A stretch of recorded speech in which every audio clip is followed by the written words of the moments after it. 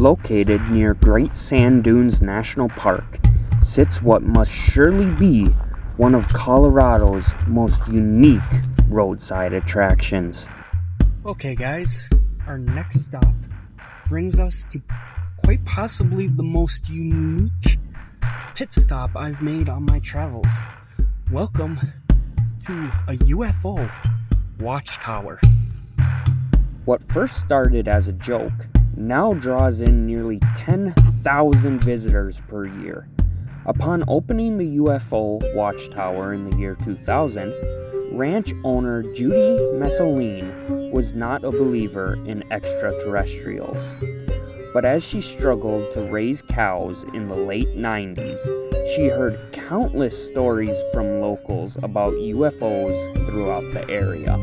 A matter of fact, the San Luis Valley, in which her ranch sits in the middle of, is believed to be one of the best places on the entire planet to witness UFOs, with the earliest documented records dating all the way back to the 1560s from Spanish explorers.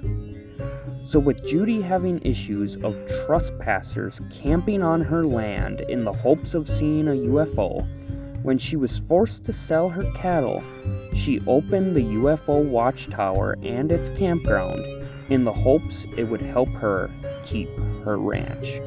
Since then, over 300 sightings have come from the Watchtower alone, with Judy personally having over 30 experiences with them, and now being a firm believer.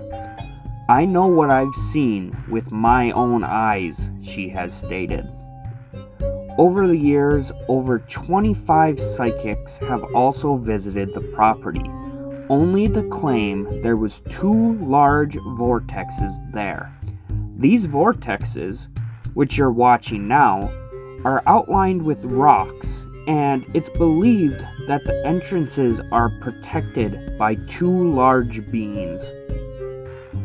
These vortexes are believed to be openings to parallel universes, and to grant wishes to those who leave something behind. Some even claim you can feel their energy when visiting the property.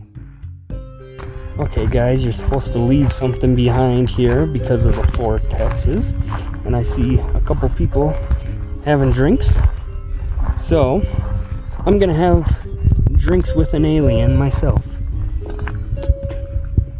Cheers, E.T. With Judy now passing management over to her son, he was able to share the story of their most famous and legendary attraction, Snippy the horse. Now please note, viewer discretion is advised, as some images about to be shown are graphic and may be disturbing to some viewers. Alright, this is Snippy the horse. Snippy's the first documented livestock mutilation. In September of 1967, Snippy was missing from the herd for 2 full days. They couldn't find him anywhere. When they did find him, he was about a half a mile from where he should have been. He was stripped completely clean from the tip of his nose to the area at the second rib of the shoulder.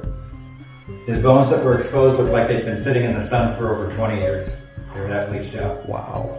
His carcass, as well as the area around him, tested positive for radiation. I'm thinking he's not radioactive or I glow in the dark because I do this all the time. Local veterinarian did an autopsy on him. His brain, his pituitary glands, all of his internal organs and sex organs were missing. Completely gone. His back legs looked like they'd been broken, kind of like he'd been dropped. Oh, okay. His right rear leg was separated from the hip joint, and the left one was kind of bent, kind of awkward, like he'd been dropped. Just to kind of give an idea, this is a picture of Snippy. This is a picture of Snippy at the 4th day, but you can see that his body was still fully encased. These cuts here were done with such surgical precision that they said the only thing in today's world that could do that would be a laser. This black that you see around the horse is not blood. This started forming on the 4th day, and it was the consistency of butter. I don't think it's ever been tested. I may be wrong, but I haven't heard of any testing. However, the owner found a little pod not far from where the horse was at, and she picked it up, was playing with it, and it popped, and when it popped, it was the same stuff, and it was burning her fingers. Wow. Okay. Less than 100 feet from where the horse was at, there were 4 big, deep indentations in the ground, like something had landed there. The vegetation was knocked down. Okay. And so, the owner actually swore that the night that the horse disappeared, that there were 2 flying objects flying around her house. Okay. And when asked to describe them, she said they looked like they were aluminum. That's the only answer she could give. Interesting. So Snippy is known worldwide, just because he was the first documented.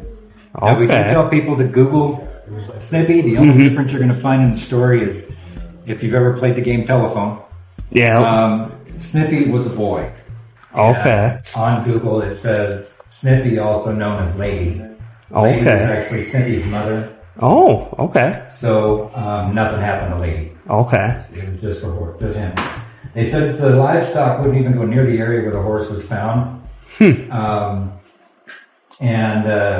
Anytime they did, if the owner went out to take pictures of her horses, they freaked out. And they never had this problem before. Interesting. The carcass was there long enough that even the coyotes wouldn't go near it. Really? Yep, and coyotes will pretty much anything. Yeah. Interesting. So, meet Snippy. Awesome. Thank you.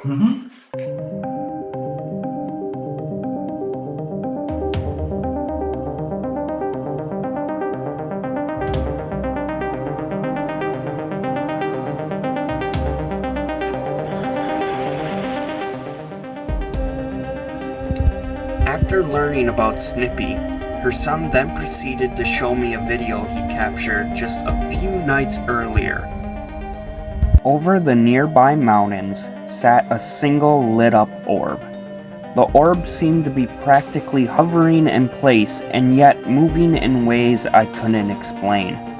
It sat there for about 30 seconds, simply blinking in the night sky, before it shot across the sky and disappeared in a mere instant. I simply could not explain what he had captured. Having personally camped in the valley for nearly a week, some of you, like Mike here, may be wondering if I ever witnessed or encountered anything strange, and that in fact, I did. Having a new moon and zero light pollution in the area, every night was so dark I could not see my own hand in front of my face. Sleeping in the fabric pop-out of my camper, I often opened its windows so I could watch the night sky in all of its beauty.